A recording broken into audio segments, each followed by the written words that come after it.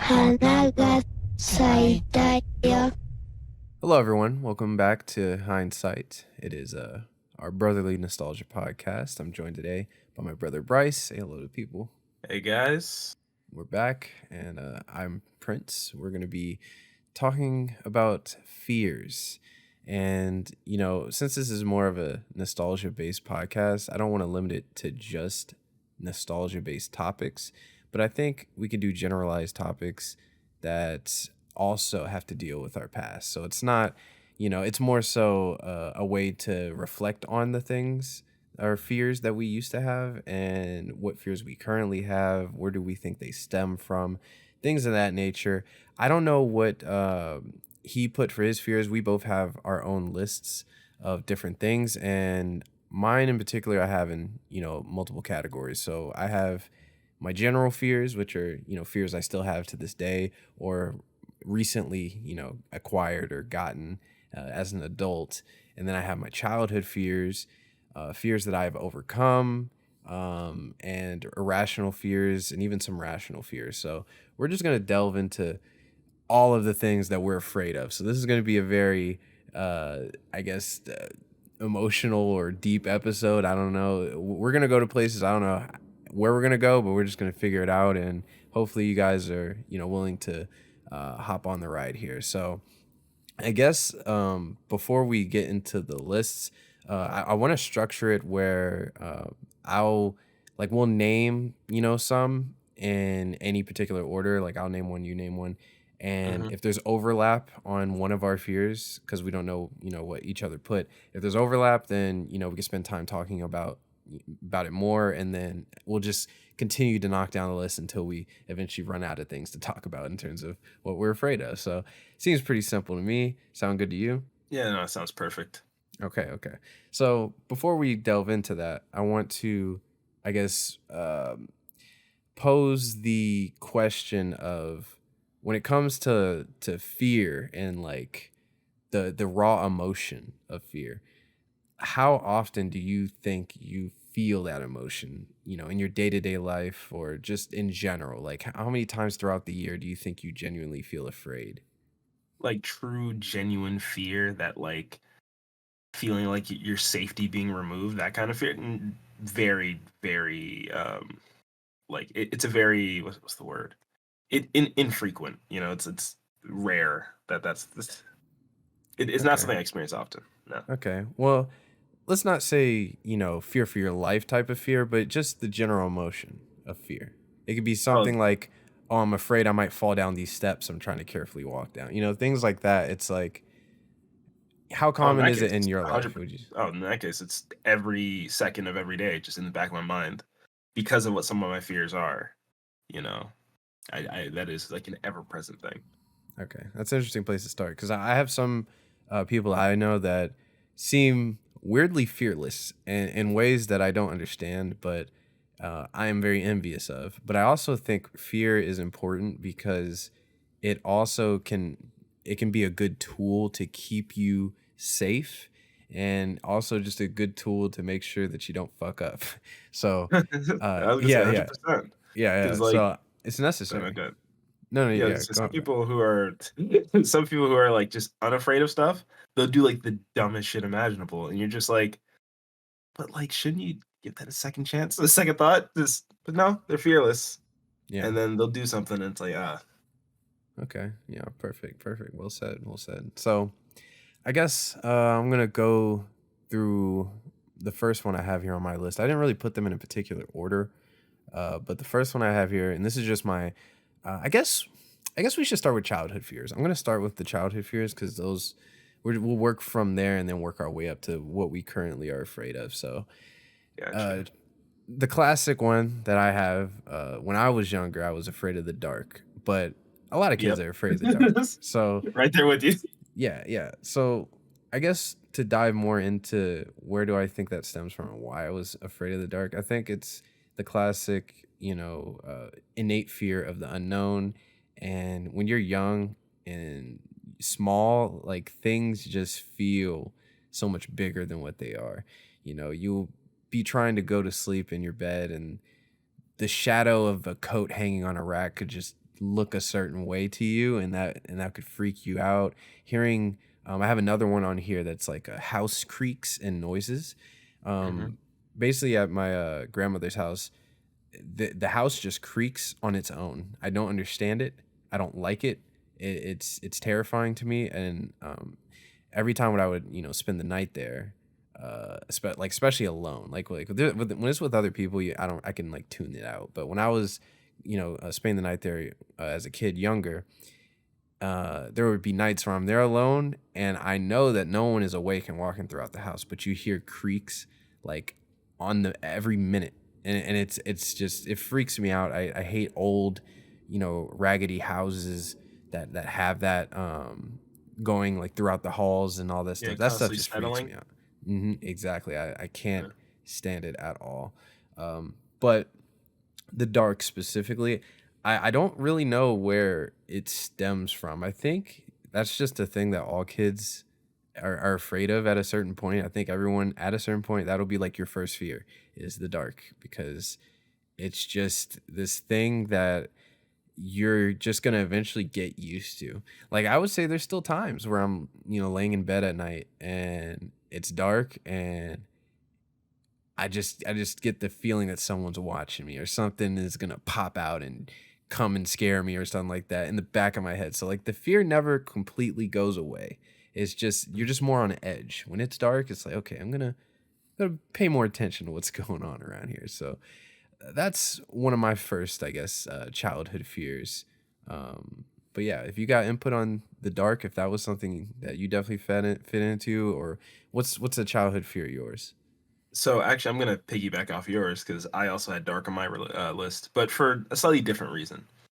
So I know you remember when we were growing up, a lot of the time we would watch like tons of scary movies. A lot of the time I was not a willing participant of it. It was just more either I'm in this room or I'm in the room with all the adults and they don't want me in there. So watching all these different horror movies growing up, and a lot of stuff we probably shouldn't have watched at the age we were. Now that I'm thinking about it, but all of that combined with my love of writing and like more expansive imagination turned the dark into like the most horrific thing imaginable. Like it would be in a similar vein of hearing creaks and seeing certain things, but like it was actually so bad for so long. Like it would get to the point where I would literally sleep under the covers, under the covers, with like my nose and like mouth out, so I got like fresh air, facing the wall, and just that was it. Like that was how I went to bed for like a while, like an embarrassing amount of time, and just over time with I feel like I remember that for age. some reason. Yeah, I mean, I'm not gonna lie to you, it was pretty recent. So not pretty recent, like recent enough to where it's still like, oh god. But uh I was horrified of the dark because in my mind it wasn't just that coat looks weird or that chair's positioned weird, which that was often the time too, and that made it worse because like I could physically see it. But there was always in the back of my mind because of some of the movies we watched. Like, I don't know if you remember. I think it was like called like Mirrors or something like that, where it was like about people's reflections killing them and all this other stuff that like really got into my head that there's something there I could just can't see and it's gonna kill me or it's gonna do something. And so that really got to me, like especially when I was like a lot younger. And then over time you just get older and you're just like, you know what? Hasn't done it yet. I don't think it's gonna. Yeah, exactly. It's like, what are you gonna do? You're gonna kill me 15 years of my life? Sure. hmm This is how I know it doesn't go away, because uh, recently I work for Amazon now, and in the fall season after daylight savings time, it gets very, very dark a lot earlier in the day. And the areas that they have us delivering in are so far away from the more suburban and like more industrialized like neighborhoods and things of that nature. So I'm going like way out into like the middle of nowhere, where there's no street lights, no traffic lights. Like it is there are no lights anywhere. And when it gets dark, it is like pitch black. You can't see anything. And I'm like on the road. Like I'm literally on the road. There's no like like the street will have like little highlighter, little blinker things along the road that the light reflects off of. You don't get any of that at all. It's just a plain pavement, and you just look off into the distance and you can't even see the distance. It's just black. Like it really is terrifying. And it's just like a natural fear. I think when someone says they're not afraid of the dark, I think they're probably not afraid of the dark in their room at night. Yeah, they're But not afraid of the dark in like most of contexts where they're familiar. And it actually leads exactly. into one of my other fears I'm gonna get into a little later, but that is definitely something a lot of people are lying to themselves about. Yeah, 100%. Okay. So, well, what's the one that you wanted to get into, since we already Okay. covered the dark Well, yeah. part? So it does kind of branch into this, but this is more of a recent fear, and it's losing one of my key senses. And what I mean by that is, recently, or not like super recently, I'd say like a few years ago, I was going to get my glasses, like updated, getting like a new pair, and they were like, "Oh yeah, we noticed this issue with your eye. It could be nothing, and you're too young for this to be a real issue." And then tell them, give me a diagnosis. And then not only that, but a thing going on with like my ears. I don't know. Like it's just these things where it's like, yeah, you could lose your ability to hear and your ability to see, and that idea of just your world changing like that drastically, not being able to see like anything, Yeah. and even not even be able to hear or touch, taste anything. That idea of losing something that's been like a key part of how I experience the world and something I've tied so many positive memories to, that's like terrifying to me. The idea like I might not be able to see, families' faces ever again, or hear people's voices, or taste certain things, or do some of the things I love doing. That's like truly horrifying to me.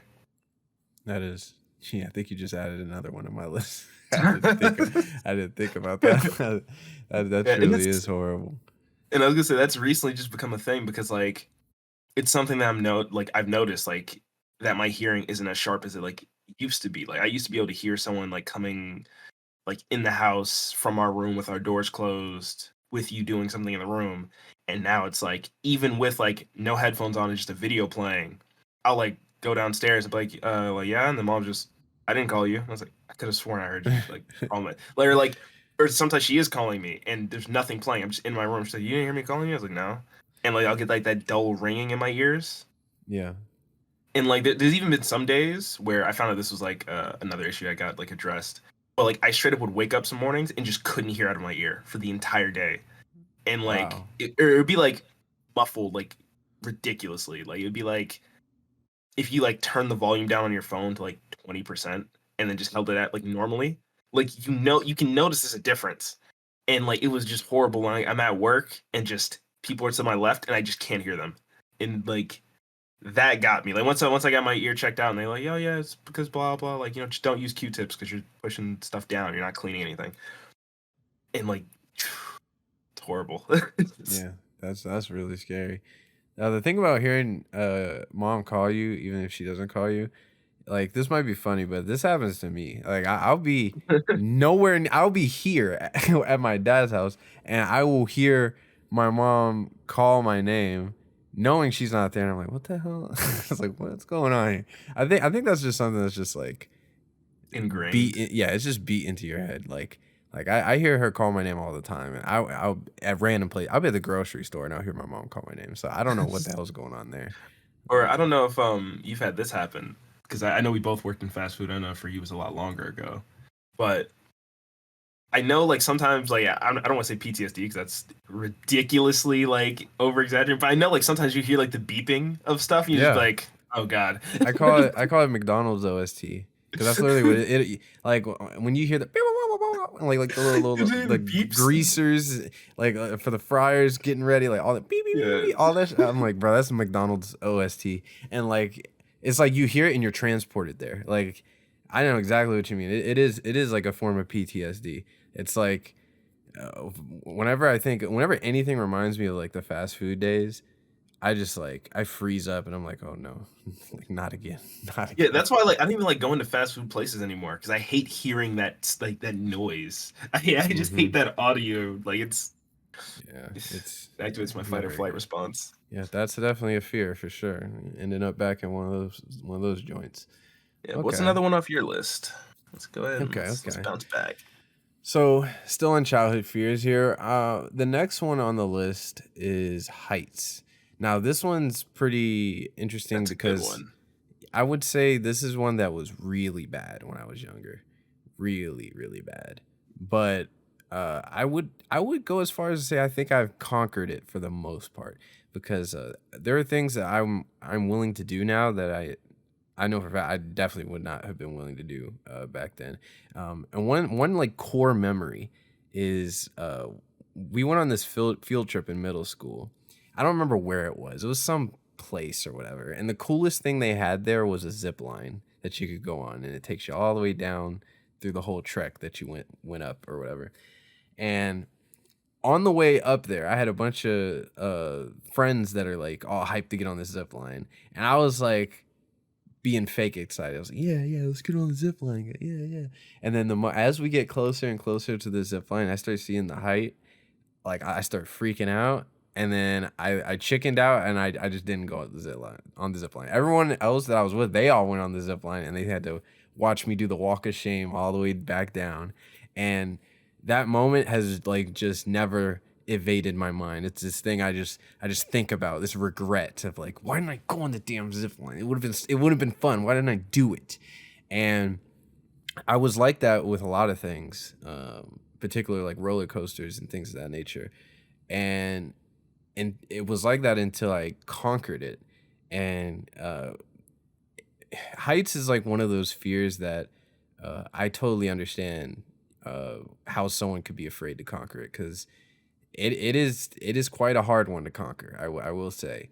The only way I was able to conquer it is by roller coasters, and even so, there are still some roller coasters or some rides that I look at and I'm like, never. Like that one, that's where I draw the line. But it's not necessarily a fear of heights that's the issue on those ones. It's more so I don't trust that kind of ride. That's what it is. It's not necessarily how high it is. It's just I don't really trust that kind of ride. So trying a bunch of roller coasters is what really made me get over that fear of heights. And now I'm at the point where I totally like want to do like skydiving. Like I actually want to do that. So Mm. I think I've Okay. definitely, I guess, surpassed that base fear. Like, there's, moments here and there where I'm like, oh, it's a little steep. Whoa. But it's never like I freeze up and I just can't do it like how it used to be. So that's a childhood fear that I would definitely say that I've conquered and am not really afraid of anymore. So bouncing off of that, because that zipline story you described, you know exactly what story I'm about to go to, Mm, involving my fear of heights. yeah. Uh, where the exact same thing happened, except instead of a zip line, it was a roller coaster. I think you know which roller coaster I'm talking about. Yeah. And instead of a middle school trip, it was me, you, and your dad. And I didn't get the chance to back out. And we sat in the front and got on the Goliath. And I remember faking being hyped the entire time. And then the second we got to the front of the line, I was like, yeah, I don't want to do this. And you guys, we're doing this. And I started crying. And then you guys, we're still doing this. Get in the front. Come on. And we rode in the front. And then we rode it. And I was like, yeah, this isn't that bad. And you were like, you still cried though. I'm like, yeah. Yeah, we definitely peer pressured you. And that Yeah. that But you know that what? aspect wasn't that cool. But No. But it was, I'm happy you did it because the ride was, okay, it wasn't fun. It was just going up and it's down. It not was the like, most exciting ride in the world. yeah, but I'm glad you guys did it because it showed me it's not that bad. Like it was a little uncomfortable because that's how a lot of really slow roller coasters are. They're all about Hmm. the height. But other than that, it was fine. Um, but one fear I do have that's a little more I don't want to say interesting because height is definitely an interesting one, and it's actually really cool that you want to skydive now. But Yeah. one that I have, and this has actually been one since I've been younger. I didn't fully understand the scope of it until later. But expansive forests, like Hmm. I love nature. Don't get me wrong. I love trees, love animals, all that. But the idea of being like in the middle of the forest and having like miles and miles of trees and just nature in every direction, that's horrifying to me. Because during the day, it's a little creepy, but like it's fine. But the idea of the second the sun like sets, that's terrifying to me. Having to like sleep either in a tent or wherever, or like I don't know if you've seen this, but there's like been videos of, like people out like hunting or whatever, and you'll see like an animal do like some of the most unexplainable, like just creepy stuff in the world. And then you're Yeah. just, and now I just have to go to bed tonight out here in the woods where that thing is. Oh boy. Yeah, I And don't know like how people do camping. I don't know how yeah, people no. did camping way back when. I don't Yeah, I was I gonna don't say know that's if people ever did that. Like cavemen were built different. They were built to yeah. survive in that shit. I'm not. Yeah, I was like, no, look, man, if I'm out in the woods and I'm by myself, I'm dying. I'm sorry. Like, I'm not built for that. I'm not the main character. And to that extent, another thing about that is the idea of not being found. Because, like, in a lot of cases, you know, if something happens in your apartment or if you're out in public or anything like that, you always have in the back of your mind, well, this is a busy place. If anything happens, someone will find me, or oh, I'll get reported missing, or you know, anything like that is like almost like a morbid but like subtle reassurance. You know, you're like, well, what's the worst that can happen? There's like 20 people here, even if they don't know me or care about me, like it's gonna make people think twice. When you're out in the woods and even something small like you get an infection, that's just it. There's who's coming to get you? Who's gonna know you're out there? Who could Yeah. even find your body if they don't know where to look? That's horrifying to me. And I just, no. Look, I love nature in small doses. I'll go on hikes. I'm not staying out there. That's interesting. Yeah. I didn't really think about the outdoors was one I was considering putting it on there as a childhood fear, but there weren't many instances where like I was like in that situation. Like it was more like a yeah, it'd be scary to be like stuck in the outdoors, but like I don't know if I wasn't really afraid of it like that. But definitely being like in a like deserted place and it's just nothing but nature for miles. Yeah, that's not it. I Yeah. would not And the be main okay. thing, yeah, the main thing that got me even thinking like that, that young was I think it was like one time we went to Nana's house and like well typically when we would go to Nana's house, like I'd be asleep on the ride there. So I wouldn't realize just how close to society we were. And so like yeah, like just I remember like as a kid I'm just like, man, we're really out here. Like look how far like, and there's deer in the distance. I'm like, what's going on here? That's hilarious. So, yeah, so like back then, my dumb, stupid baby mind was just, yo, we're out in the woods. Like, what if Nana just says, hey, we're gonna go camping tonight? I was like, that would just be it. That's So funny. yeah, that's how that spawned. Okay. Well, my next one is one I know we definitely both share, and it's the fear of spiders. That's my I do not childhood have a fear fear. of spiders. I have Oh, a you? phobia. Oh, No, I have a phobia. It is intense. But okay. go ahead. I'll save I that for a wouldn't little say bit. But it's a it's phobia intense. for me, but it is a fear that I've come to terms with. I don't like that I had to come to terms with, but it's like it's one of those things. Where it's like a lot of fears. Like say you're afraid of snakes. Okay, well it's pretty easy to avoid. Having to encounter a snake in your life. So even if you're deathly afraid of them, it's not a big deal. Like like I can live my life in a way that avoids minimum like all interactions with snakes. But with spiders, it just depending on where you live, at least where we live, it is it's inevitable that you will encounter them in your home many times, and you will have to become used to killing them. That is just what it is, right? There's no tiptoeing around that. So I kind of hate that is the case, but it's one of the situations where I'm like, well, it could be worse. We could be living out in damn Australia with those spiders. So it could be worse. But I think my fear of spiders isn't necessarily about what they can do. It's just their existence and how they move and look. Something about the way that creature is constructed and how it evolved to whatever the hell it is today. Everything about it is just creepy. Like it's icky the way the legs all like sporadically move and the speed of it. It's everything about it is just not appealing in the slide. There's nothing about them that I like, but am I afraid of them? That's the thing. I'm just afraid of looking at them. That's really what it is. I'm just afraid of being in their presence and having to stare at it or look at it. That's really what it is. Like in most cases, when I see one, I know it's not going to be that hard to take it out. I know it's not. You know, the biggest worry in my mind is this thing existing in my room and not knowing where it is. So I got to take it out right then and there. But am I genuinely afraid that like it's gonna do something to me?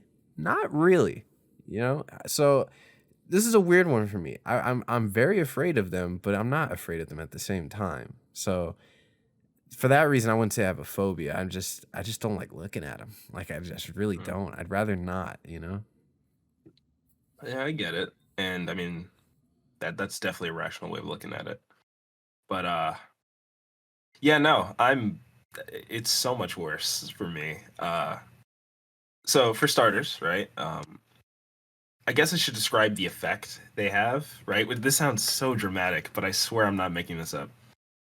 So I can deal with spiders, right? I can kill them. I can function around them. I don't freeze up and scream and jump on top of something. It's nothing that bad.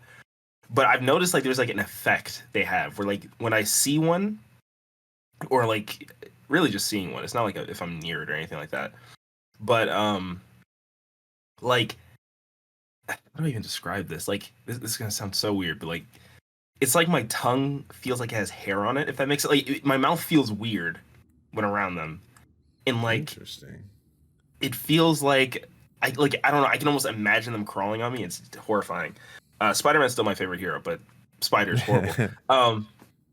And there's two memories I have very like vividly. One of them was super recent, and then one of them was way before. So fun time, right? You remember that one Zelda game we got on GameCube, right? Mm-hmm. Twilight Princess.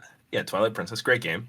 I didn't beat it for like 15 years because spiders were in, I think, like the first dungeon, and I could not handle it.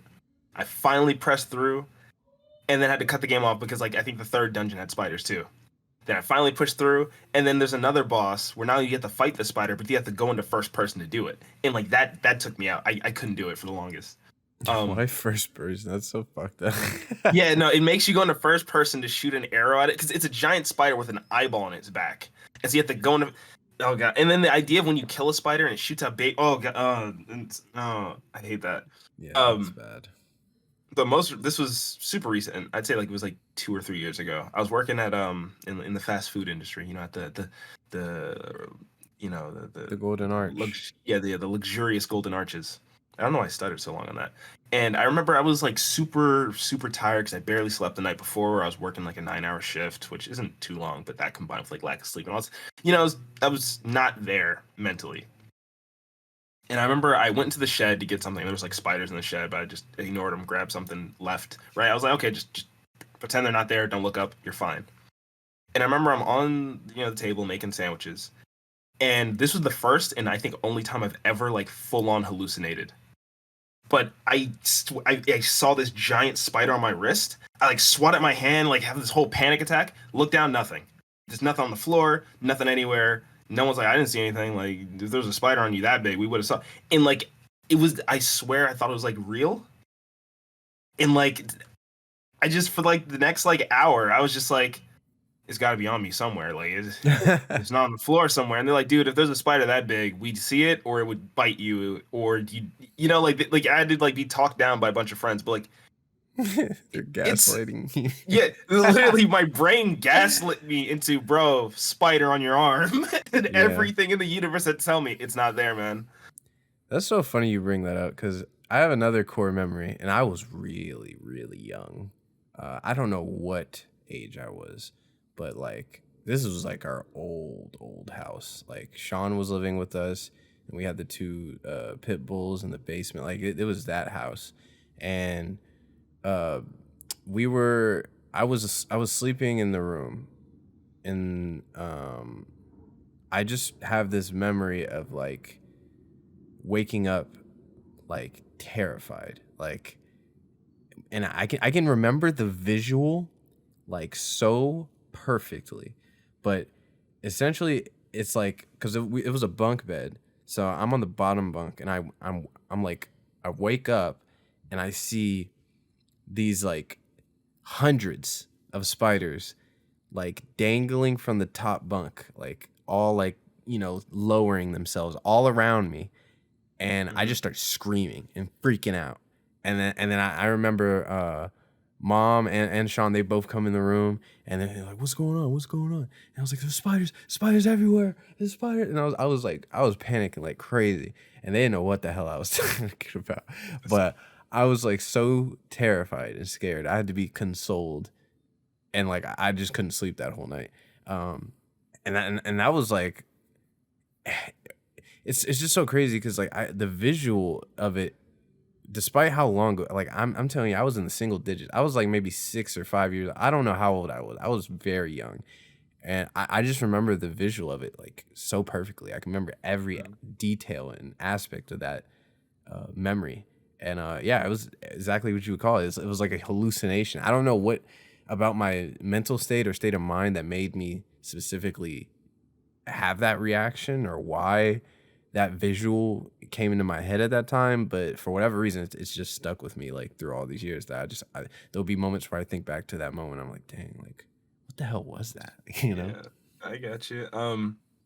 One memory I can throw into the pot here is actually a little more pleasant. It was I was in high school, I want to say, if not high school, my last year in middle school, and we went on a trip to Universal, and we rode this Harry Potter ride, and I don't know what it was, but something just told me, "Hey, close your eyes."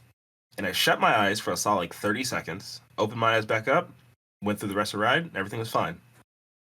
And so I was talking with one of my friends about it after. I was like, yeah, I don't know why. Like, I randomly shut my eyes, like, right before we went to that cave. He goes, oh, you mean the cave with the giant spider and, like, all the mini spiders? I was like, oh, right, that is a thing in Harry Potter. I was like, good thing my mind just told me, hey, you don't need to see this. We So, got you. yeah, so just, I had, like, a sixth sense at that one moment, and I'm super thankful for it. But I think one thing that, triggers my fear of spiders, and also to a lesser degree ants. This sounds weird. Ants don't inherently scare me, but it's because of I don't even know if you remember this. We were at somebody's I think I house. It was remember like this. I think I do yeah, it was remember like a this. cousin, and we're all Were you outside like, playing. yeah, go ahead and And tell I the was story. standing in an anthill and just didn't realize it until Yeah, they I got up to my remember this. neck. And I remember running inside and like basically I think I was in like jumped in the tub and the people were spraying me with like the shower head. But like to this day, like just looking at ants or anything crawling, I don't know, I can just feel them on me and it's I hate it. Yeah, that'll do it too. You were really young when that happened. I remember that. Yeah, and they got up to my neck, man. Yeah, I was so confused I because didn't I was like, realize. yeah, I was because we all didn't notice until it was too late. Like we all looked at you and you were just standing still, and you started like crying or freaking out, and then like it was like one of those things where you have to like really, because ants are tiny and when they're moving you can't Yeah. really tell, so we had to like all squint and be like, wait, what the hell's happening? And then you just notice like, oh, this dude is like covered in ants.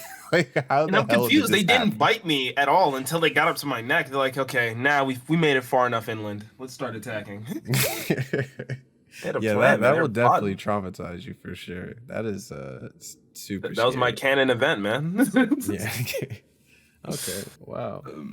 um, A lot of repressed memories rising from the yeah. surface here. Yeah. If you want, I can jump into one because I realize this is kind of still technically yours. Yeah. Go ahead. um, so this one is one that was kind of born of your football career. I wouldn't really call it a career, but you were in football for a little Career. bit. I was in Yeah, there for like you're 2 years. yeah, 2 years. Career. It's 2 years more than me.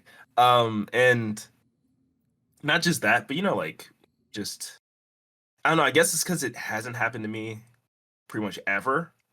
That makes it like scarier. But intense injury, it's like bones breaking, deep cuts, anything like that.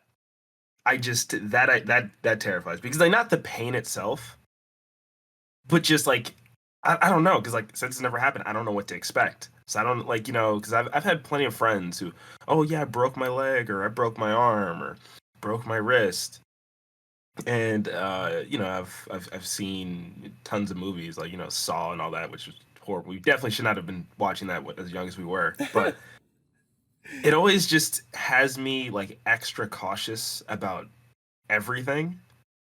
because I don't want to be in a situation where I have like a limb bent in a way it shouldn't be. Which I mean, that's obvious. Oh wow, a human doesn't want his limbs to be broken. Who would have thought? But I don't know. It does something. You know, you see that just the thought of it. Ugh. Yeah, I feel like stuff like that is necessary, especially when you're young.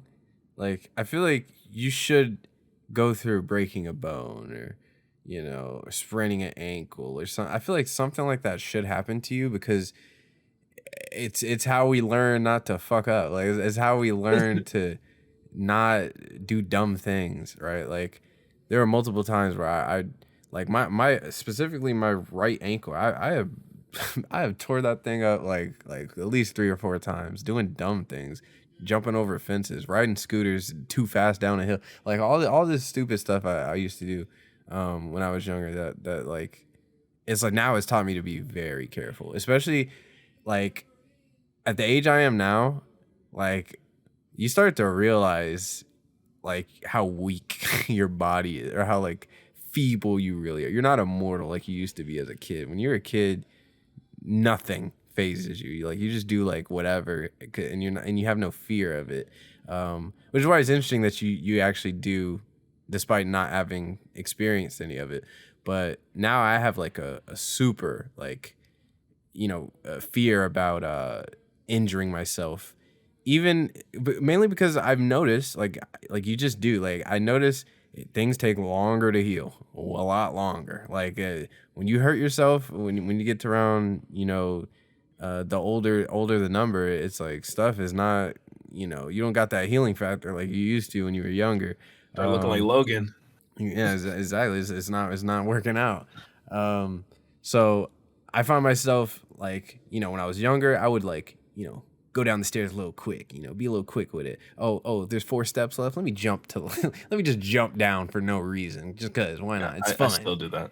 Yeah. Feeling a little called out. I don't do that anymore. I don't do that anymore. I don't care how many steps I don't care how cool it looks. I don't care how fun it might be in the moment. I'm not doing it. I'm going down every individual step. I may do 2 steps if I'm feeling good that day, but then it's never going further than that.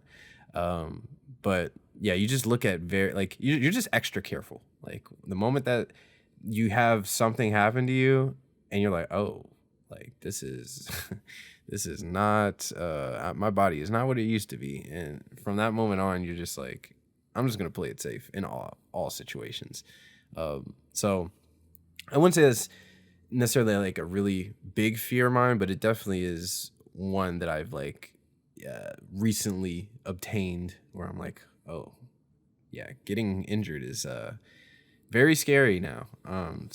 Before I wouldn't really think about it, but now it's like, yeah, I definitely don't want that to happen. Yeah, man. Especially Okay. the financial of it too, man. Us. Oh yeah, You definitely. think I'm about to pay $4,000 just for a wee woo taxi to take me to the hospital? I'm good. Nope. Okay, so this is my last fear for childhood fears, and that is ghosts.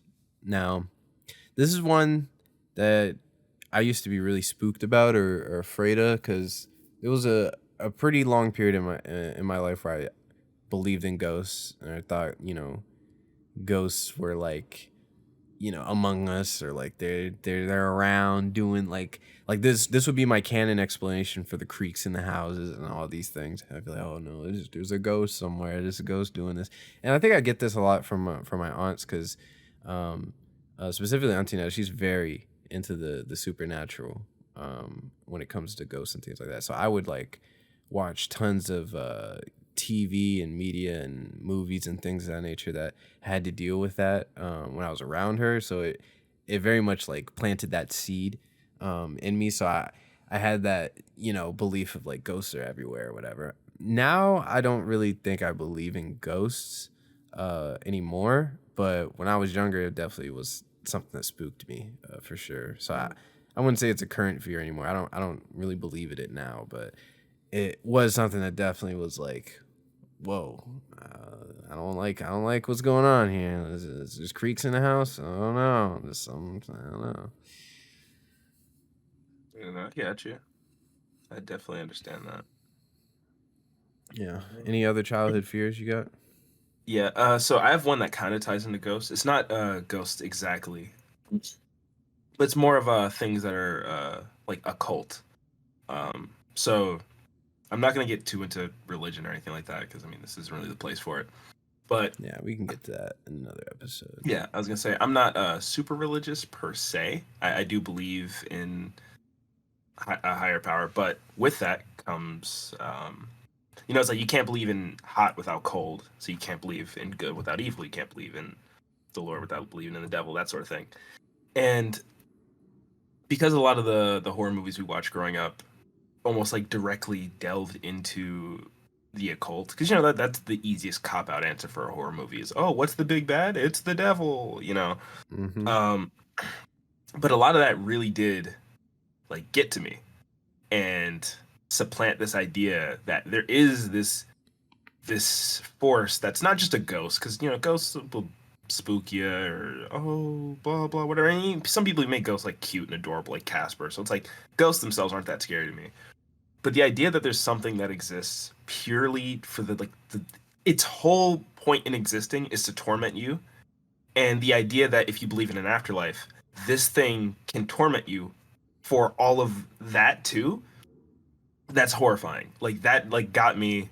um I don't know, like that was one of the things that like really like got to me. And I remember actually my first and I think only like nightmare where like I jolted awake, like how they do in movies where it's like super exaggerated. That happens to me Uh all the time. oh my god, are you okay? Dude, I have night terrors like frequently. Like at least once or twice a month it happens. I swear. Oh my god, I've had like once my entire life. Are you well, okay, And to be fair, I don't have dreams often. That's probably why. Because like I'm more of like passing out instead of going to sleep. There's a lot of health issues here I gotta address. But yeah, no, the idea that there's something there that, like I said, purely exists to torment you and like toy with you and do all this that kind of stuff gets to me, because especially because a lot of the solutions, a lot of the media we've consumed and a lot of any media will really give you to combating these things is to just be the most religious person possible and have faith. And I'm like, I believe, right? I have faith. Um, but I know I'm not that level. I'm not able to recite entire verse like Bible verses and scriptures. So like in my eyes, like I've got no defense against this. It's just, hey, if it chooses me, that's it. It's GG's. I'm up. It's so that's definitely one for me. Just occult anything, which is weird because like I'll play Devil May Cry no problem. Or if you show me a show or a movie that just has like occult elements, it's fine.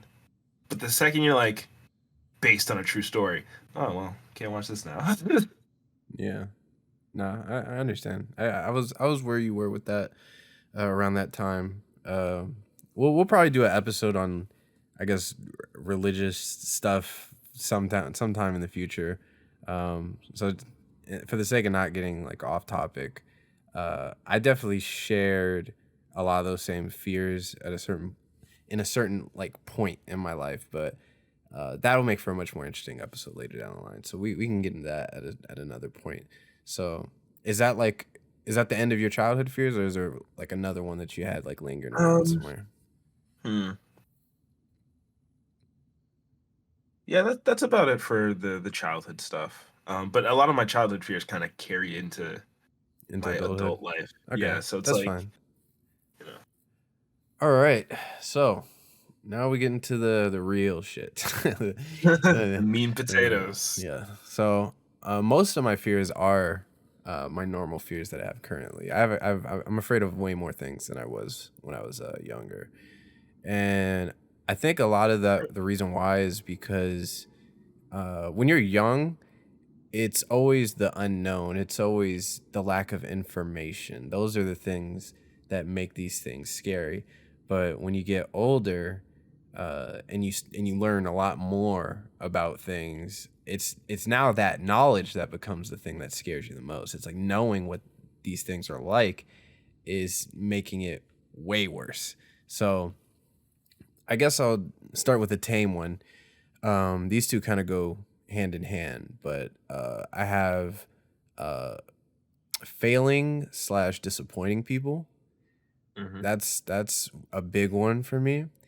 And the reason being, or to get into specifics for failing. So one, I would like to say that I'm a very easy person to guilt trip in most cases, at least when it comes to like my mom or my dad or like very close family members. All they got to do, if they want me to act right or like to not act up, if like all they got to really do is just say they're disappointed in me, or that like, you know, that I just let them down in some way, and I'll beat myself up over that, and that'll like, you know, cause this huge self-reflecting of like, damn, like why did I do that? Like I got to do better. Like this is not cool. Like, and those are like, those moments stick with me heavy. I know a lot of people aren't like that. There are a lot of people that like, they're like, who cares what they think, right? But I've always cared too much about what people think. At least like, you know, family members and stuff like that. So that's a big thing for me. It used to be failing in the sense that like letting others down. But now I've kind of split them up. So there's disappointing people and then there's failing. Failing is failing like myself, like not achieving the things I so desperately want to achieve for whatever reason. Like there are things that I want to do, and I want to do everything in my power to make sure they happen. And the thought of them not happening or them failing in any way is so devastating to me. And I just don't even want to be in that mindset or even imagine what I would feel like or do in that situation. I don't even want to think about that. But so that's why failing is there. That's a huge fear of mine, because there's so many goals and aspirations that I just want to like I just want to do it, like just do it, just do it, just do it. And then disappointing people, it's like, yeah, I just don't, it's not a good feeling. I really don't like it. So whenever I get in a situation where that feels like a possibility, I start freaking out, and I get super overthinking things and all that stuff. So it's a big fear of mine. And it's a fear I share. I'm not gonna just repeat what you said verbatim, because that's Yeah. pretty much how I feel. It's the idea of failing anybody is never fun, and like you said, like, oh, people being disappointed in you, that's like the worst. Like I remember, specifically in like middle school, there was a quote unquote fight that happened. I wouldn't even consider it. It lasted like 2 seconds, but the school reported it as a fight. And because it lasted 2 seconds and it was more of like me getting shoved or like grabbed, and then that was it, the school said, yeah, but don't worry, Bryce didn't fight back. And so mom was seeing it as, oh, he showed such great self restraint and blah, blah. And then my dad's just like, do you know how disappointing it is to find out that your son got like fought? So I was like, well, Dad, it wasn't really a fight. But he's like, well, they told me it was a fight and they said you didn't do anything. And like that wrecked me, man. I was like hearing, like, because that was like one of the few, if only times Dad had ever told me like I wasn't I doing would something he be wanted. I would be Or rather, inclined like, to say that I don't like the way that was handled. I I don't mean, think, yeah, there's yeah, a lot more to it than just. yeah, I don't think you fighting and that making him proud is a good thing. In that I mean, instance, I don't think that's a good thing to be like yeah, proud of. It's like, yeah. I just he remember beat like his as ass. like, It's like, no, this no, is I not should have, man. good. I should not. No, like, look. Like, I know this isn't the right thing to say. This is probably not the morally correct thing. But nah, man, I should have cooked that kid, man. I shouldn't have just took that. I mean, sure, it was like a singular shove and then teacher got involved, or I think like he tried to like grab me. But like it still didn't feel great. And I remember there was another point where a family friend disrespected our sister. And so we started fighting. And then mom tried to frame it as if I was bullying him somehow. And like that got me too, because it's like there's been like a few times where like there's been situations where things go a certain way and it leads to me not meeting this like sudden expectation that our family had like in that moment. Like it's never been talked about at all until this point. And then now that we're in this situation, I'm disappointed you handled it that way. I'm like, I didn't realize there was a protocol for this. So, you know, but yeah, no, I'm right in the Yeah. same boat with you. Um, but one of my bigger ones now that I've gotten older and have been dealing with relationships and stuff is betrayal, right? Mm-hmm. Um, but specifically, right, it's the idea of being betrayed at like a key moment, right? Not just oh things didn't work out or whatever, because that happens. That's part of life. But the idea of like building this like huge future with somebody or just building any kind of bond with someone, and then finding out like let's say like a year down the line that a year ago they did something or probably even are still doing something that's like a complete violation of your trust and that leading into like because you can't like build any relationship off of the idea of just well I don't want to get hurt so I'm going to do X, Y, and Z, but at the same time in the back of my mind it's always like but what if and that's something that's like really scary is not being able to like fully trust somebody and not knowing if as bad as it's going to sound like you're wasting your time because I think I mentioned my girlfriend to you. She's amazing. She's awesome, funny, cool.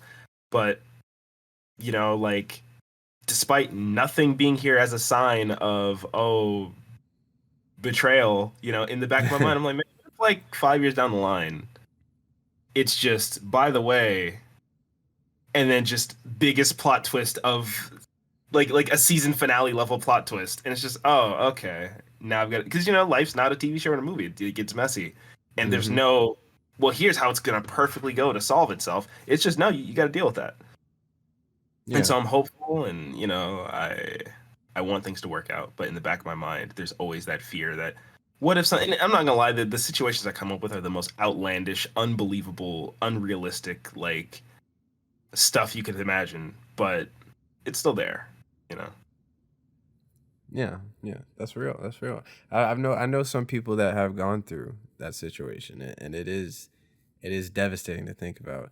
Uh, Things like that are factor into why I don't like or haven't explored like relationships because I struggle with self worth and things of that nature, and being in the headspace of like not knowing if you're being good enough for the other person or that they feel the same way as you do, and that potentially leading to cheating or unfaithfulness in any sort of aspect, that shit terrifies me. I don't want to even have to think or deal with that. But Yeah. so I totally get that fear. Like that is something that currently I'm privileged to not have to worry about. But Yeah, and yeah. that is another big point too. Like you said, like feeling like I'm not good enough. Because that's the thing. Like even the way like I was just describing her, like she's amazing, but it's like in the back of my mind, I look at myself, and you know how like because it's a lot harder to analyze yourself objectively than anybody Hmm. else. You'll be a little harder on yourself in some areas, easier on yourself in others, and so it's like it is hard to and say like, oh yeah, I'm worthwhile and I'm valuable, and that's one thing that I'm kind of working on too. I'm trying to be a lot more positive because I don't know if you remember how like pessimistic I used to be, but Yeah, you definitely were. yeah, You definitely were. yeah, I was trying to get you out of that. I was trying to get you out of that. I was not fun to be around, but I've been working on it, and so I'm trying to like flip everything to have like a positive thing, you know. That's good. I'm glad things are looking up right now. I like that. I like Yeah. that. Okay. On to my next one. So, I'm gonna bundle these two together just because they somewhat are go hand in hand in some aspects. So, uh, one of them is becoming homeless and working a dead end job. I guess I'll throw this other one in too because these are somewhat in the same line. And then there's getting stuck in life. So homelessness specifically it's not something I think about often, but as I am in the situation I'm in currently, where I'm like my funds are not what they need to be, and I'm like in the struggle, right? Like I'm working my way out of the struggle, but as I'm in this situation, it's just like, man, I could not imagine like being in this situation with no support system. I feel like Mm. I would literally crumble. Like there'd be there'd be no way to get out of it. I would feel so hopeless, and that's something that's a situation I like never want to be in. So that's like one of my motivations for like doing everything I can to, you know, have security. So that fear I think is a good fear just because it kind of instills this motivation to never find yourself in any situation close to it. Like you always want to be live below your means and maintain and hoard as much as you can to not, you know, ever have to be stuck in a rut like that. And then so this goes to dead end job. I don't want to be stuck in a 9 to 5 doing something I despise and hate and don't like. And, you know, like I saw this a lot when I was working, you know, like at fast food or some of these other jobs that I was doing.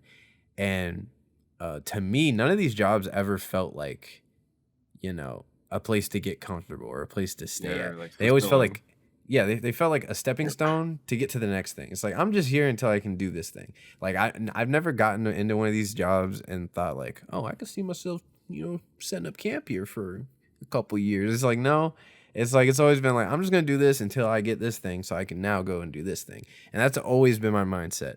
And then I have one of my friends, Angelo, he works at I always forget if it's UPS or FedEx. I think it might be UPS.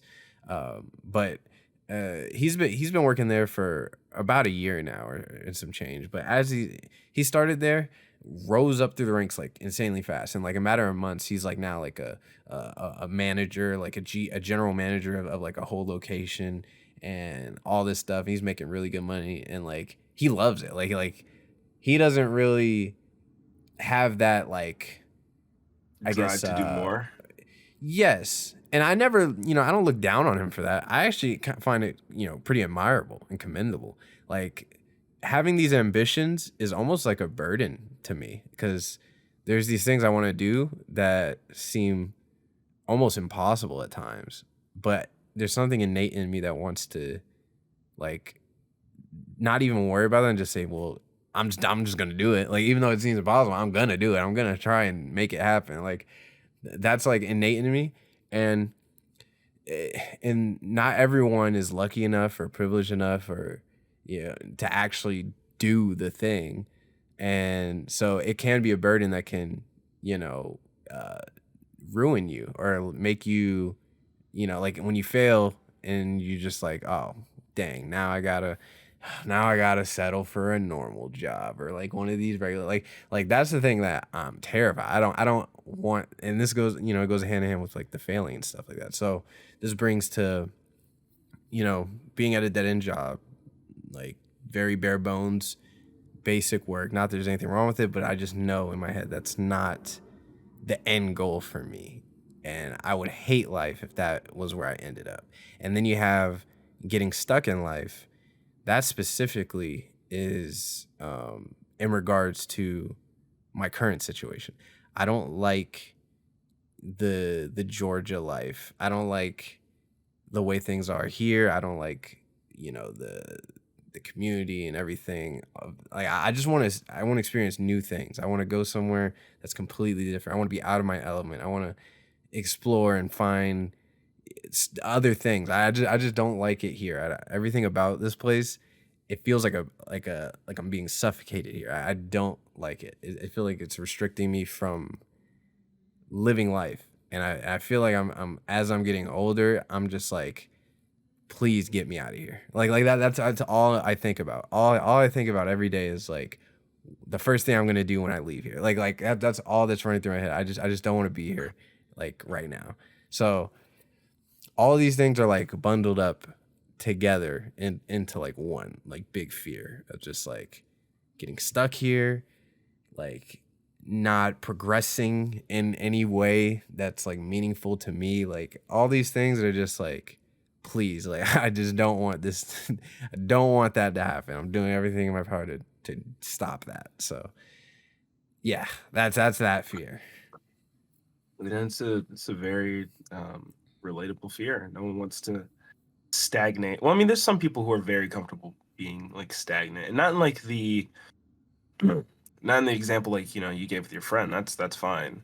But like, there's some people who are like comfortable like staying with their mom until like there's some outside force that stops them, and that's a little weird. But No, I get you. um, And it's not even yeah, staying with a parent. That's not even the thing. It's not like oh, I want to, leave the nest and spread my wings and fly. Like because you it's want not. like a change of scenery. You want Yeah. I just new don't like it experiences. here. Yeah, I just want to be somewhere else. Like I I just want completely to get it. experience new things, like wholly new things. Like I don't want to. Like I would be anywhere, man. I'd like anywhere. Like if someone comes by and they're like, "Hey, we'll fly you out to the middle of I don't know, like some random buttfuck town in Iceland," I'd be like, "Hell yeah, let's go!" Like at This least it's somewhere new and everything is different, and I want that so bad. mm, well, I mean, hey, if things stars align, before your big departure, maybe we could do something. Because I know a few of my buddies they want to go on like a trip. I think they were talking about like a cruise and like some other stuff. So once we get some solidified plans, maybe we can see about working you in. Yeah, that'd be cool. Yeah, and I'd love to have you. Um, one of my fears. This is a little strange going from talking about a cruise to one of my fears. But one of my fears is like permanent loss, right? So I don't know if you remember this, but it was back before you started college, and mom was saying like, "Hey, you're either going to college or going to the military." And when she was like strong, like pushing for you to go into the military, my my mind kind of jumped to worst case scenario, and Mine did too. yeah, and I was like, the idea of losing you, dad, mom, either of our sisters, Jalen, like anybody in our family, like despite me knowing it's an inevitability that hey, time comes for us all, everyone has whatever. It's not a comforting thought, and I know everyone's like, yeah, duh, death is bad. We all know that, but and this is gonna sound horrible, but I'd rather go first because I don't want to experience Grief. living without any of you guys.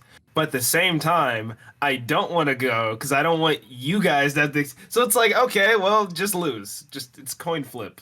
Who gets to experience it? Yeah. um, yeah. So that's one thing. I don't think I could ever handle it. Just the idea of like not being able to call you, not being able to talk or like play something, or even just exist to go see a movie together. Anything. The idea of just knowing that's can't happen anymore. I just I don't think I can handle it. It's Yeah. It's tough. and that's one of the things that actually has kept me up some nights. It's just like you just be like chilling, doing whatever. Man, this pasta's really good, and then just hey, so you're gonna die one day, right? It's like oh, and it'd be like, but not just you. Like what if they die? And it's like. And specifically, one of the things that like recently brought this back to the forefront of my mind is when mom got into that car wreck a bit ago, Yeah.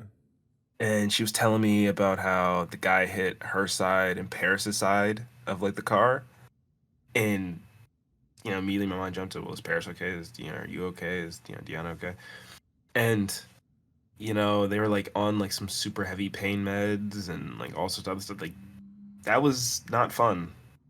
And Yeah, I was mom also really like not okay with learning about that like way later. I yeah, cuz no, that's the thing. I I heard, didn't learn about it until later too, which is yeah, crazy. cuz I was 'Cause I live told here, about but it, and then but when I was told about it, they made it seem like it wasn't that big of a thing. Then I later see the pictures of what happened to the car, and I was like, "What the?" I was like, "How is this not like how is this not relayed immediately?" I don't know. yeah, like and I will say this is a little bit of a side thing, but Mom and Deanna are not great with communicating. Like, not just them, but like a lot of their side of the family. Like, there'll be times we'll go to like a cookout or like a family gathering. I'd be like, "Hey, can my dad come by?" And they go, "Oh, he knows he's invited." And I'll call the dad. I'll be like, "Hey, you want to come by?" They literally didn't tell me when, where, anything. How am I supposed to know? And I'm like, "Yeah, that's fair." Just being told, well, he knows. And so it's like when that happened, like I think I got home from work and just didn't see mom's car, so I assumed she was out. And it was like I think like a week went by, or like a few days went by, and then mom's just, oh yeah, by the way, we were in a wreck. I was like, you what? And the dad was like, yeah, look at the pictures. I was like, you're a little too eager to show me this now. But Yeah, that's crazy. yeah, no. But I mean, I'm glad they're okay. It's just now it's like new car. So Yeah, right. yeah, mom was like, well, I was talking about getting a new car, but I wanted to give the old one to Deanna. I was like, oh, well, hey, look at that new car. Yeah. Well, since we're already in the morbid side of things, one of the ones I had on there was death. Yeah. And since yours dealt with losing others, mine's is more just in general, just like dying. Like that terrifies me. But somehow, some way, weirdly enough, so whenever we do some future episode on like religion and all that stuff, and I can go into detail on like my stance and deconstruction of all that stuff, we can get more into that. But I was actually way more afraid of death when I was religious. Now I'm like I'm so much more at peace with the thought of it than I used to be. And a lot of it has to deal with the things you were talking about, later with the way they tell you, about hell and this damnation and all this stuff. Like all that stuff is just so much to put, especially at a young age, to put in someone's They put head. so much on you. Yeah, it's terrible. I really disagree with that. I really don't like that. But that's besides the point. So post all of that, where my head is at now, because I've definitely like went through, huge deconstruction, trying to figure out where my thoughts are around the subject and how I view it. And I pretty much ended up at like agnostic, like in that realm where it's like, well, I don't claim to know anything. Um, I just exist. I just am, and I'm just gonna enjoy what I got right now until that expiration date. And like whatever happens at the end of the road, I'll find out. Like I'm just gonna figure it out like everyone else does. Like that's kind of my thing. So I think it's a much more peaceful view of life to me when I don't have this bigger picture of like an afterlife or a thing afterwards. I just can just enjoy what I am right now and just not worry about it. Like I just don't I spend so much less time thinking about it than I used to. And uh I don't know. I just, even though it is a fear, it's a legitimate fear that, will keep you up at night on certain occasions. But now it's a bit less so because I feel like I'm like so free from these non-existent chains of, you must do this and you must be like this. And it's like, well, I'm pretty confident that like naturally I am that. Like I don't need to stress about, all these things or whatever. Like one of my friends, Joey, he's super religious. And a lot of the things I say perplex him sometimes because he's like I don't understand. He's like you're such a nice dude and like your values are so similar to like Christian values that it's like why not just be like why not? And it just comes down to just not believing it. And like there's a whole multitude of stuff that uh we could talk about in another episode. But yeah, it's just like it's a fear that pops up every now and then, but like overall it's not weighing on my mind as much as it used to. I'm more at peace with it. And I just kind of, it's just this thing that pops up every now and then. And the only thing that makes it really sad is I enjoy life. I enjoy eating. I enjoy doing all these things. So like the idea of that going away is the scary part. Not necessarily dying. It's just, oh, there's an expiration date. Like all these cool things I get to do are just gonna suddenly stop. And You don't that's get you the don't get thing to that lab scares me. MK characters anymore. Yeah, exactly. Like I'm not. There's gonna be a day where I can't play MKX or I can't play Final Fantasy VII, and that's gonna No, ruin me. see what's gonna happen is, right, when you die, you're gonna go to the great lab in the sky where you'll have all the best frame data. Yeah, that'd be some heat right there. Yeah. But yeah, so that's one of my deep ones there. Um Actually, I think I got the last one on my list. Yeah. Oh, you knocked it off already? Yeah, I was gonna say my list wasn't super comprehensive because I mean there's plenty more I could probably think of. It's just those were the Okay. only ones I got a chance to go into depth with. Well, what we Um, can do is I don't have too many left. So I'm just gonna run through mine, and if there's some spillover Okay. or if you have some input, we can dive deeper into that. So, one of them we don't spend too much time on is sleep paralysis. This is a big fear of mine. I've only had this happen to me maybe once or twice, but the 2 times it did happen it was very, very scary. Like, I don't even know how to really describe what happened. I was just in this weird state where I was conscious and I was definitely awake, but I couldn't move and I couldn't do anything. And for a moment, I thought I was paralyzed. Like, I actually just like could you thought not. that was it? Just Yeah, I thought that GG's? was it, and I didn't understand why it was it. So that's the thing that was really freaking me. I was like, why is this why is this the way it is? So that's a big fear of mine. That's actually a really good one because I've had sleep paralysis a lot more consistently than 1 or 2 times, which is horrible. Uh, I feel like it's probably just because of like how bad my sleep schedule's been. But no, it's bad when you can't Yeah. move and it's just but like it's not just not being able to move, it's being cognizant enough to give it your all to move and like you might get your finger to twitch and that's it. And you're just like, "Oh my god, this is horrible." Yeah. And that combined with like being like having like an overactive imagination, you're just like, "Yo, this is it. This is when they strike." Yep. This is when the ghost and the demon is like, "Oh, he can't move. It's up. Yeah. It's over with." Okay. And another one I have is losing friendships. So I've never like had a lot of friends like in my life. Most of the friends, I mean, you know a lot of the friends I have, and I've been friends with them for a long time. So it's I've always had a small net of friends that I trust and have been friends with for a long time. And the idea of any one of them just like cutting ties for whatever reason, that's a big fear of mine because I know how hard it is for me to make friends and like valuable, real, meaningful friendship. I know how long it takes for me to obtain something like that. So the thought of losing any one of those like friends is really disheartening, and I would be like truly devastated. I'd be like, oh, like that really sucks. Like there's never gonna be someone that's gonna replace this person or that person, you know. So that's definitely a big fear of mine. Another one is time. This one's pretty deep because time has always been something that I've always been like very sad about in general.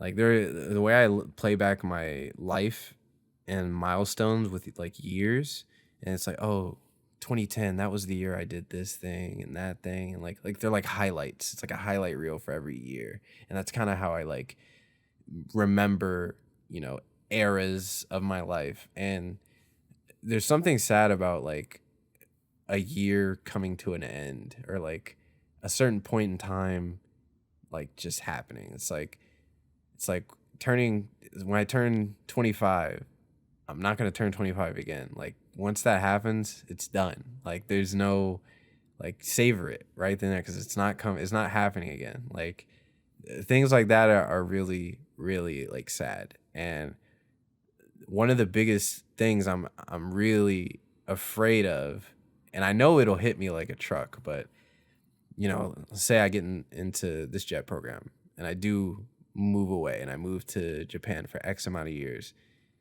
being there, I know like the frequency that I could come back and visit is going to be very like infrequent. At least monetarily wise, it's not going to be like that viable to do very often. So there's this idea of like missing out on key moments, like I could come back and Paris is so much older and there's like so much time that's lost because I wasn't there to see it or witness it. Or some of my relatives that are getting older and it's like I could be away and something bad happens and I'm just not there. Like I can't just show up and be there. So like those are the things, despite my desperate want and need to go somewhere else and see new things, to really like experience life. It's like that's something I'm so dreadfully afraid of, is like missing out on all these things. Like I'm gonna miss the family gatherings and being able to just go down the street and see whoever. Like all of these things are gonna be things I'm definitely gonna. It's gonna be hard to like part with. So time is definitely one of the top ones on my list for sure. Yeah, it's a good thing to be fearful of. It makes you value what you have while you have it. And one good way to look at it is the time away will make you value your time back that much more. That is true. Because, and this is one thing like I like realized really early on, because I love video games. I promise this is going somewhere. I promise. And all the time you're like doing stuff in school. You're like, man, this sucks, and man, I wish I could just be home doing this. And then when summer comes out, you're at home and you're doing the stuff you love. And then like a month into it, you're like, okay, this is kind of boring. And it was the thing that made the thing you loved so enjoyable, or at least part of it, was the fact that you couldn't do it all the time. Like the fact that it was like more of a limited thing that you had to savor, and it was like your time away from whatever else.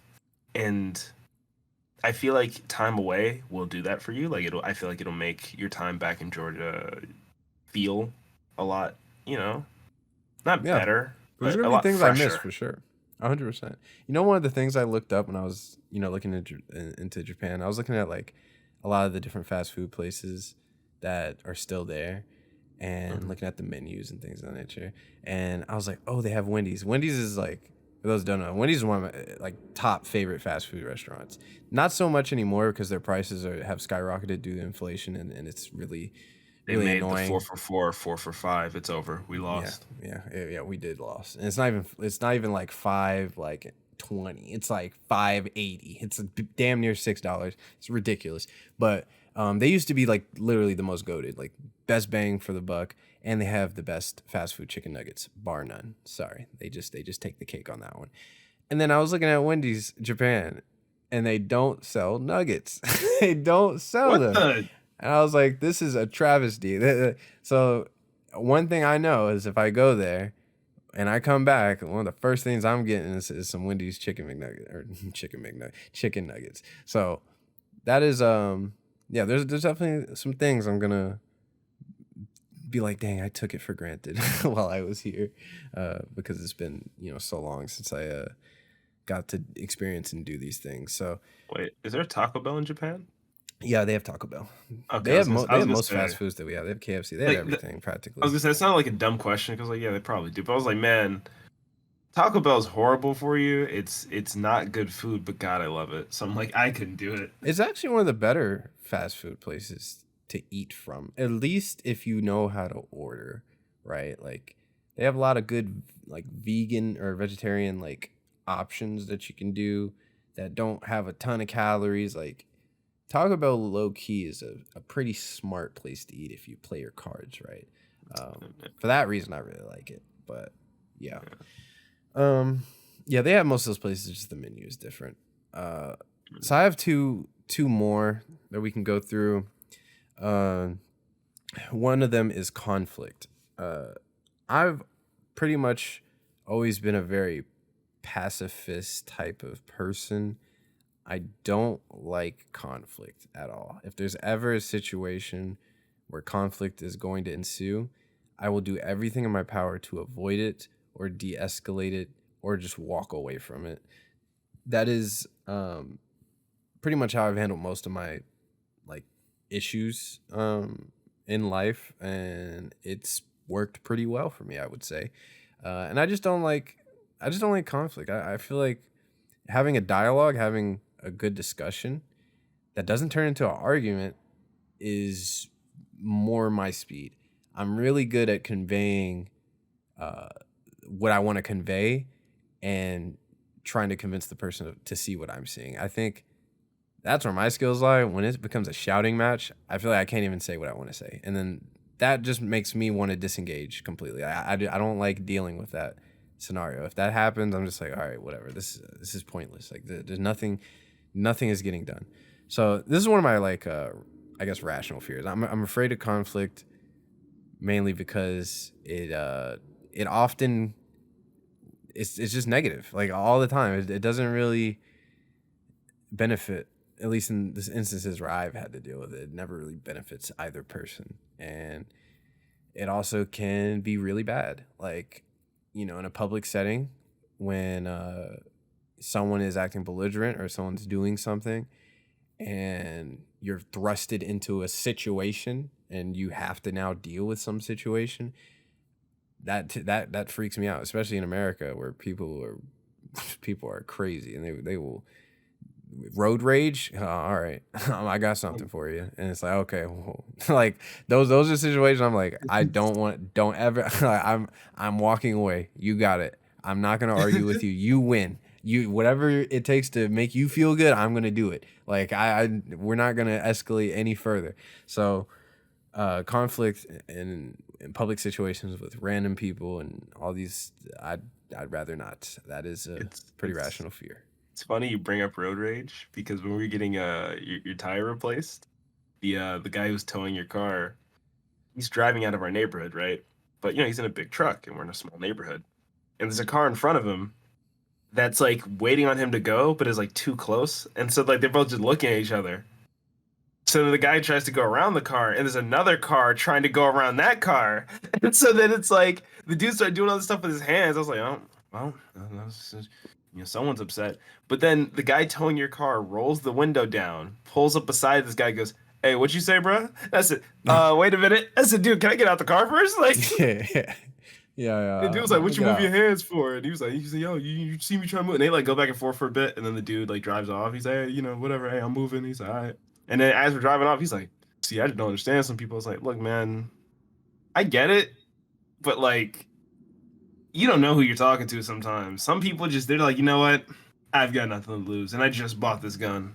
I'm trying to use it." It's like, yeah, that's exactly what I'm saying. It's like you never know what someone's going through in that moment, and it's like you're just the person there for them to unleash on. So like, I try to do everything in my power to make sure that like I'm like the bright spot in their day. Like I'm the person that like was like, "Hey, you know what? I'm sorry, man. Yeah, like that's me. Like you can go ahead, like, or whatever the situation. I just try to make sure it's like, hey, if this guy gets pissed one day and starts going crazy, I'm not the guy that he comes after." and that's the thing. Conflict resolution is super easy because all you really have to do is just set your pride aside. That's it. Like, you don't even have to mean it. Just anytime, just, "Oh, my bad." That's it. Yeah. You don't need to, but a lot of people can't do that. Yeah, that's all it takes. This is the last one. This one is a very recent one, and it goes hand in hand with like another one that I've also have always had. But so I guess the one I've always had was a fear of like crowds. I don't like being in any space with a lot of people, like in just a densely packed space with people. I don't like it. It really makes me anxious and uncomfortable because I'm a person that likes to be very aware of my surroundings, and I'm like the person that as soon as I enter a building, I'm looking for the exit. Like that's like my mindset. So whenever I'm in a congested area with a bunch of people and I physically can't monitor everything around me and understand like what's going on, that freaks me out, overwhelms me, and I'd rather be anywhere but in that situation. So where this goes hand in hand with is my like probably my most recent like newest like really bad fear is like mass shootings. I think because of the crowd situation, anytime where I'm like in a place like that where there's a crowd of people, I feel like I am now like a potential target for some crazy deranged person's killing spree. And because of that, I have this like super like irrational or well rational fear of like staying inside. I want to minimize the amount of times I have to leave the house because you just never know. And I like as long as I like, stay in the house most of the time, the likelihood of it happening shrinks and shrinks, and it's much less and less. And it's a shame because it's a fear that really dictates your life choices and makes you second guess, getting out there and doing stuff. And I don't let it stop me from doing certain things. Like I'll still go to a movie. I'll still go to a convention or do things and step outside my comfort zone in certain situations. But it doesn't change the fact that even when I'm in those situations, I'm always thinking about it. I'm always thinking like, what if someone comes in here and just lights us up right now? What am I gonna do in that situation? And that's always going through my head. And it's so annoying. I'll be watching movies in the theater, and just randomly it just pops in my head, and then it just takes me out of it. And I'm just like, now I'm like all like freaking out in my head of like, okay, well, if that were to happen, what would I do? Do I have room to get the hell out of here? Do I like that? And I started thinking about that, and I was like, oh wait, shoot, it's a movie. Let me watch the damn movie. Like, and that's the society that we live in now. That's what it's come to. Is that now I have this like fear that shouldn't even be a thing. It shouldn't even be something to think about. But that it is what it is. That's America for you. And I totally understand that fear, and it's something I try and drill into Deanna and Paris and everybody is. There's one thing in particular, one conversation I had with her, that like really encapsulates a lot of like what that encompasses. That was a whole lot of words. I said nothing. So we were like at like I think we were at church, and she was talking about like going off like somewhere like by herself during it was like a not like church service, but it was like one of those like weird parties they throw like after when like all the kids come in. And she was like, "Oh yeah, I'm just gonna go over here." And I was like, "Oh, I'll just go with you." She goes, "Oh, like we're at church. What's someone gonna do?" And I was like, a truly evil person doesn't care where you are. They don't care about, oh, well, we're in church. I can't shoot this place up, or oh, we're here. I can't do this to you because because like if that would stop them, they wouldn't do half the stuff they do. Yeah, you And have people going it to sucks. elementary schools, bro. Like, Yeah, it's like not even just going to elementary schools, but you're a high schooler mad about stuff going on in high school, and you go to an elementary school to shoot it up. What like that doesn't even in your messed up logic that doesn't solve it. Like what? So it's a terrifying reality of the world we live in, and that's why it's like it sucks that you do. I don't want to say need to be vigilant, but it's always best to just always be aware. And to an extent, I don't like crowds either. I don't like. For me, it's a for a much pettier reason. I don't like crowds more so for the fact of it's very easy to like get pickpocketed and like have stuff stolen from you. Just because everyone's bumping into you, so you don't notice like the little things. But yeah, no, being in super crowded areas. And when we were in New York, okay, this is a new fear I just thought about. New York subway platforms, specifically New York ones, because they're the thinnest platforms in the world. Like they're so narrow, and there's nothing stopping you from going on the tracks. It's terrifying. Like, and they'll be like packed. Like I'm talking like everybody is like there's like a yellow line they say stand behind, and there's like 30 people on the line because if they're not on the line, they're literally on the tracks. So it's like you're packed like sardines, and then you get on the train, and it's like okay, well, now what? Like it's but no, crowds suck, and yeah, I you never know understood why trains don't have like guardrails. Like, no, and that's why the not? crazy part. Every other train in every other like place I've been has like protective measures in place. Where like for example, at the airport that I'm working at, the trains there like you cannot access the tracks at all because there's like doors that are sealed, and then the train has its own set of doors, so it's like almost like an airlock that you go through to get on the train. And so it's like, why doesn't everything have this? Why can I just access, like, even back then, like it's not even like a time thing. It's why can I access this part of the train? Why can I, a normal person, get on the tracks? Like there's no reason for that except like attempted murder. That's it. Just like there's nothing else. Yeah. It's just push somebody on the tracks. That's it. And I've even seen like videos on social media, people like trying that. They'll push somebody on the tracks, and then everybody rushes to help. Yeah, it's horrifying. Like there's a video, like the guy just walks past somebody, shoves them on the tracks, and runs off, and everyone like rushes to help the person off the tracks before the train comes. And I'm just like, but like, why? What do you gain from that? You know? So yeah, no, it's not fun stuff. The wild, wild world we live in. Well, this has been an episode of Hindsight. Really very good fearful one. A very fearful one. I enjoyed this quite a bit. So I think we're gonna probably spruce in more episodes like this where we just kind of have more talking topics and less about revisiting and watching some old thing, but we'll still do both. I just think it's nice if we throw some of these in there, just that way we can get a bit more interaction. This is an episode that anyone can just click on and watch, and they don't have to do any homework. So hopefully you all enjoyed. I would really appreciate comments. Like what's your biggest fear? What keeps you up at night? And did you overcome it? How does it affect you now? Or is it something that you plan to overcome? I don't know. So go ahead and leave comments down below. Hopefully you all enjoyed the episode. This has been Hindsight. I'm Prince. This is my brother Bryce, and we'll see you all next week.